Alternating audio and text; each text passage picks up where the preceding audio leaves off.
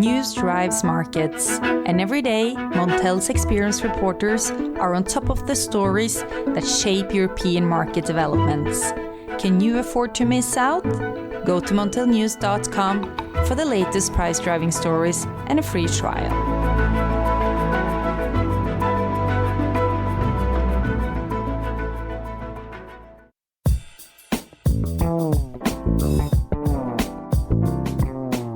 Hello listeners, and welcome to the Montel Weekly Podcast. Bring energy matters in an informal setting. In this week's pod, we look ahead to Monday's general election in Norway and the implications both for the oil and gas-rich Nordic country, as well as what it might mean as a potential blueprint for countries looking to wean themselves off a dependency on fossil fuels. Joining me, Richard Sverrisson, is Stig Schjolset of Oslo-based Zero, an environmental NGO. A warm welcome to you, Stig. Thank you and good morning.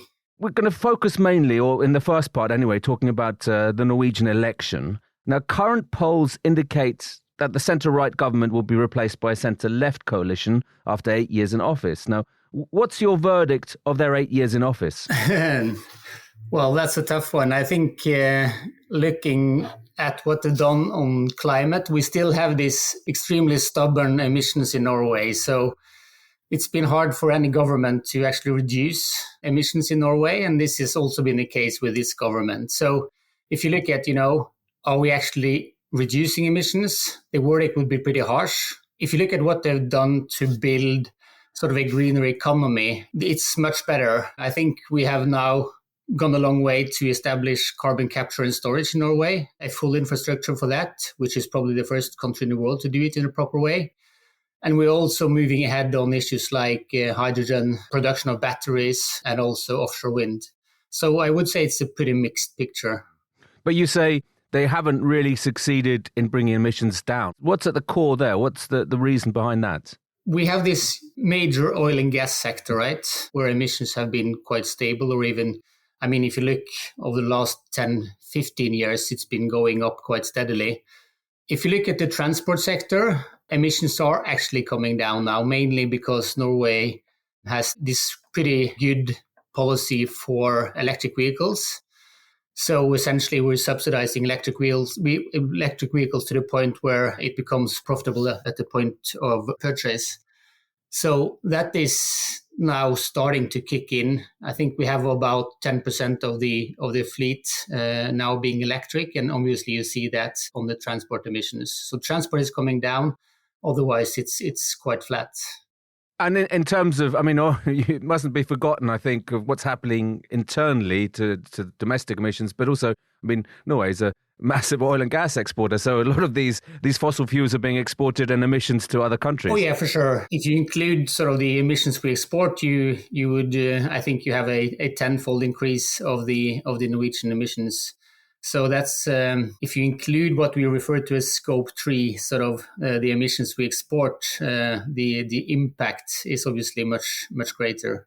We'll come back to that a little bit, I think, Stig, but let's go on to, what's coming next? If you get a left-leaning government, coalition of the parties on the sort of centre-left, if that comes into government, what do you think will change?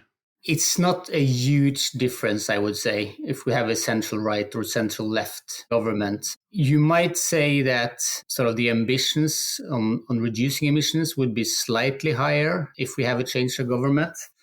But then again, both the current government and a new one would have to would need support from more, would you say, climate skeptic parties, or not climate skeptic in the traditional sense, but, more reluctant to a much tougher climate policy than we have today. I don't see a huge change immediately. And that's the same for the regime around the oil and gas production. It's basically pretty much the same if you look at what's going on in the campaign at the moment. As far as I can tell, I live in Oslo, I can see that the climate issue has come to the forefront amongst certain types of voters. So how do the parties compare here? Well, you're definitely right. I think climate started out as a bit on the back burner in the campaign that, before summer. But then we have the IPCC report coming out. So when the campaign picked up again after the summer break, together with a lot of climate coverage in the news, right? With with fires and floodings and heat waves across the world. So it was sort of a perfect climate storm when the campaign started again after the summer break. And it's been, I think, throughout the last few weeks, the most important issue. And you've seen a number of different parties sort of changing gears in the way they talk about climate during the campaign. And you also see, among the voters that the parties that are typically seen as climate and environment parties have really increased over the campaign. So it's definitely, I think, the most important issue now over the last few weeks. Where are the main sort of sticking points? I mean, I'm thinking here about oil and gas exploration and the rollout of offshore and onshore wind, hydrogen, or even electric vehicles. Where do the parties stand here? Is there a clear kind of dividing line? Well, you have a dividing line between what we see as the climate-friendly parties. So it would typically be the Greens, the Liberals, sort of the Socialist Left Party. And I think the difference is most obvious when you talk about the future of the oil and gas industry, right? So they want to have a pretty immediate stop on exploration, maybe even an end date for production on the Norwegian shelf. So that's the most important dividing line, I would say. When you talk about sort of building the new industries, everyone agrees that we should have battery factories, we should have hydrogen, we should have offshore wind. But, take offshore wind as an example. Even though all parties in principle are in favor of it, you see some parties opposing to build cables that we would need, right, to link up with the continent to export part of that energy, because that's in the end what will make those projects profitable. And there you see a clear divide between some parties being more, in a sense, nationalistic and saying that, we shouldn't produce renewable energy here just to export it to Europe. So there are some key dividing lines also in terms of like building the new green industries that we need in the future. We've seen in the Nordic region and elsewhere, I mean, very, very high power prices at the moment. Has that affected the election campaign at all? It hasn't really been picked up, I would say. Maybe you would expect it, at least I would expect it to be more a controversial topic, because that's normally what happens when you have power prices at these levels. I mean, it has been one element in the discussion around, how do we build the new industry, or the battery production, the hydrogen, and the rest of it that we need in the future. And of course, one of the key advantages in Norway is that we have 100% renewable energy already, and compared to the rest of Europe, we also have relatively low energy prices. So that's been definitely a competitive advantage. And to build the new industries, some parties are really putting a lot of emphasis on that. We have to still keep that in Norway. So that's mainly, I think, where it has popped up so far. And do you think it's made the public, high power prices that is, do you think they've made the public more positive to onshore wind? Not yet. Not yet. Not yet. I think we're definitely pausing that debate at the moment. And I think you will likely stay like that for still some time. So no, it's not coming back. I think we need to see some different projects. So far, we've essentially been trying to build onshore wind where the wind resources are the best. And that's typically also in areas with more pristine nature. The conflict has been quite intense. So I think we need to rethink a bit and look at more, which areas is it acceptable to build wind and trying to identify those. It could be like close to existing industry or other existing infrastructure. So even if, wind resources are maybe just 80% as good as on the coast, that's where it will be publicly acceptable, I think. So we're still waiting to restart that debate. You mentioned the old industry, and you also talked about Norway's almost 100% renewable in terms of electricity. So in some sense, it's best in class. Yet there's a big contradiction. It's one of the world's biggest exporter of fossil fuels. There's still some form of coal production going on, isn't there, on Svalbard?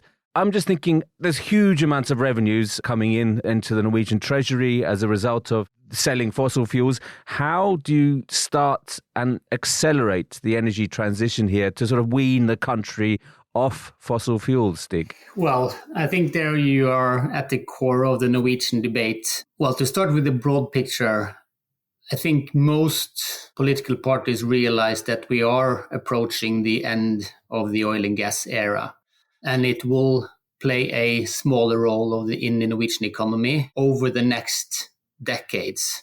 We will transition away, either because the world will succeed in the climate and energy policy, and there will be less demand for fossil fuels, or production is decreasing anyway, and at some point it will be a moral question whether you start or you continue to export oil and gas in a world where we already found more than we need. And I think, say a third of the political landscape already see this as a political issue, or a moral issue. So, even if the world need tobacco or chemical weapons, right, we won't supply it because it's simply not right. And a good chunk of the population and at least some of the political parties, I think, see the oil and gas exploration in the same way. But, this discussion will continue for quite some time. You have to build the new industries and at the same time have a reasonable time scale for how you reduce the production. That is the political balance that we're trying to get right at the moment. Of course, maybe the Norwegian Sovereign Oil Fund also helps potentially. That's definitely a good point, right? Because we have moved converted the fossil resources in the ground to financial resources on the world's exchanges, right? So in a sense, Norway is already much less exposed to a transition away from oil and gas than, say 10 years ago. So we have this enormous financial buffer against all that, both against sort of an economic dip when we have less income from the oil and gas, but also we are less exposed in a sense because we have the sovereign wealth fund. So I think there are so many scenarios where this can be done in a good way. We already have, 100,000 less people employed in the oil and gas industry than we had less than 10 years ago. So this transition is already happening, but I think myself and a lot of people with me would like to see it happening much faster. But what's the alternative, Stig? I mean, you talked about some new industries. Is it instead of exporting gas to Europe, for example, you export electricity?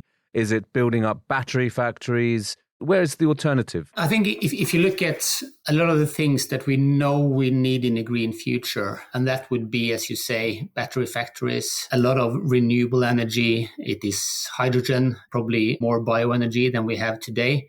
I think in all of those areas, Norway is extremely well positioned to play a huge role. If you look at our immediate markets, that is Europe, right? Most of Norwegian oil and almost all of Norwegian gas is being exported to Europe. And if you take sort of the Fit for 55 and the Green Deal at face value, Europe will be transitioning away from oil and gas extremely fast over the next decade. And, before 50, oil and gas should essentially be phased out, which means that the current market for Norwegian export of fossil energy will disappear. Europe will need a lot more renewable energy, hydrogen, and I think it's quite obvious then when the markets that we export to are changing in the speed that we see and expect for the next years. Of course, Norway has to really speed up the transition to a greener economy. And where does this place, the oil and gas majors such as Equinor, Shell, BP, but Equinor, if we're talking in the Norwegian context, is it going to be able to rapidly change into a renewables company? I mean, it's still the vast majority of its revenues come from oil and gas. True. I think, depends on how you compare Equinor, right? If you compare them to other oil and gas majors, I think they're really, in the forefront in their transition, right? They're moving money, they're moving people to the green projects. So it's definitely a serious transition that's going on. But of course, as long as you have high oil and gas prices, the revenue stream will continue to be there. It will be definitely the most profitable part of their business for many years to come if we see oil and gas prices at these levels. So it makes it hard, by definition, to stop doing something that is extremely profitable. And, it's a debate, right? Should you split the company into single out? Should you have more of an exit and harvest strategy than they have at the moment? I think it's really hard to tell, right? I think companies will choose different strategies, and we'll see that over the next few years. But in general, if you compare to other oil and gas majors, Equinor is, I think, in a very decent place. But then again, we're not sure if it will be those companies that will actually, to what extent they will be able to keep their position in a new energy world. That remains to be seen. They've certainly made inroads both in acquisitions in the renewable sector, as have other big oil and gas majors. So, as you say, the change is happening. It'd be interesting to see how quick that process is. Definitely. And it's interesting to compare a bit with the majors in the power sector in Europe. If you go 10 years back, we had Vattenfall, E.ON, EnBW, quite a few really, really big companies. And even if they could see the renewable energy revolution, I would say, coming, they didn't change fast enough, right? They lost, more or less half of their market value in just a few years' time because they had an extremely profitable business model based on nuclear energy, oil and gas, not oil and gas, but gas and coal, base load power production based on that. And it changed faster than they thought. And they lost a good chunk of their market value in very short, over just a few years. So it's not always the incumbents in the sector that are the best it's always hard for incumbents to see the change and coming and how fast it will be. And, I think now the oil and gas majors are a bit in the same situation. Be interesting to see how this develops over the coming years. Stig, another interesting area that I'd like to bring up is the electrification of oil and gas platforms in Norway in particular. Critics say it's expensive and only moves emissions abroad. What do you think? Well, I think we have to reduce all emissions from all sources. And the energy or electricity on the platforms, it's essentially gas turbines, inefficient gas turbines that's producing that electricity. And I think climate policy in a way is extremely simple. You have to get rid of all fossil fuel energy use, right? And even if it's used to produce more fossil fuels, it's still fossil fuel energy use. So in my head, this is quite simple. We have to electrify. It's a way, we know those platforms will be there for many years, for decades. For Norway, this is a good chunk of our domestic emissions. And, to meet our obligations under the Paris Agreement, to be a serious country as part of the global efforts to bring emissions down, we have to do our part, which means we have to reduce emissions in all sectors in Norway, also oil and gas production. And I think the other argument would make sense, if you want to shut down everything within the next 10 years, you don't do expensive electrification, that's for sure. But if you sort of take the point that these oil and gas installations will be with us for at least 10, 15, maybe even 20 years and 30 years, then we have to produce as efficient as possible. So that's why, Zero and others with us conclude that this is actually something which is reasonable to do. Of course, up to a certain point, you have to do it to make the analysis case by case to some extent. But in general, yes, we have to reduce all emissions. What would you say to the countries that are at a similar crossroads? Maybe Norway's a few steps ahead, as you mentioned, in terms of EVs and renewables development in the country.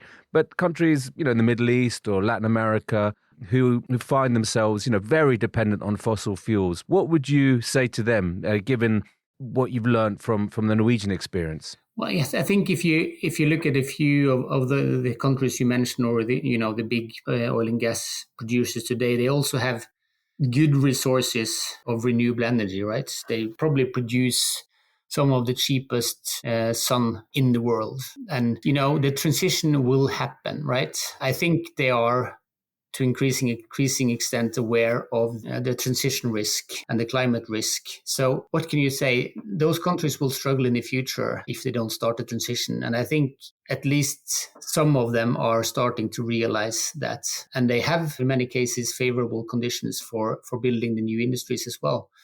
This is a transition that all countries have to do. Either they will be forced to do it, or they can start the process themselves. Of course, it's a very big challenge when you have in some countries, that dependent on the oil price being at a certain level to balance their books. And it's very hard to cut off that sort of revenue stream, isn't it? The Kodak moment has been referred to so many times, right? Mm-hmm. If you have a business model that's profitable, it is so hard to change. And we see that over and over in so many different sectors and industries. And the oil and gas industry will definitely have their Kodak moments. And a lot of countries and companies will be caught on the wrong foot. I think that is quite obvious. And this is happening in all industries. The incumbents with the most profitable business models, it's really hard to change, but change will come. On that note, Stig, on that very optimistic note, it'll be interesting to see what happens on Sunday and what the next 4 years will bring in Norway. But thank you very much for explaining the ins and outs of Norwegian domestic politics and also giving us more of a global view. Thank you once again, Stig. Thank you. So listeners, you can now follow the podcast on our own Twitter account, aptly named the Montel Weekly Podcast. Please direct message any suggestions, questions, or, let us know if you think you have a good idea for a guest on the show. You can also send us an email to podcast@montelnews.com. Lastly, remember to keep up to date with all that's happening in energy markets on Montel News. You can subscribe on Apple Podcasts and Spotify or wherever you get your podcasts from. Thank you and goodbye.